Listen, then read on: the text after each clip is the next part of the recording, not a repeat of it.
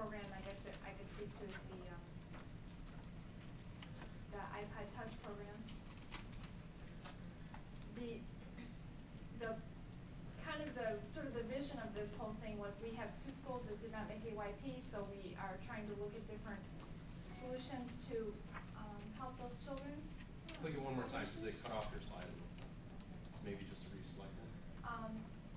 So we kind of geared our direction toward 2nd grade ELL classes because that seems to be a population of children that struggle the most. And the idea was to evaluate that particular tool to enhance the classroom experience. So the first thing we did was we did some research with other districts that have done similar type programs and got a lot of advice about specific applications and specific content that we could use these for. And so then we did some professional development, there was 4 teachers involved, brought those teachers in, literally, gave them iPod Touches to play with, and based on our research, presented to them a kind of a starting point in terms of what kind of content that they could put on the iPod Touches. Then, when the children got a hold of them, this slide shows the very first time the children touched them.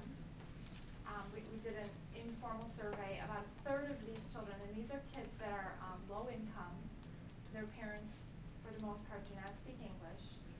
About 1/3 of them had held one of these before.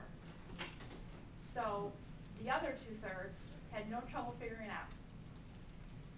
So they were given specific applications that were selected that went with the curriculum learning objectives. So if they were studying money and math, we have an application that helps them practice that skill. In addition to that, we loaded these with audiobooks that went along with their reading program and music that went along with vocabulary and phonics. So we use them in lots of different ways. To clarify for myself, because I'm really interested, did you say you started directly with teachers first or directly put them in the hands of the students after getting ready? Teachers first. And would you say that is an effective approach, that you like how you started with teachers, or do you?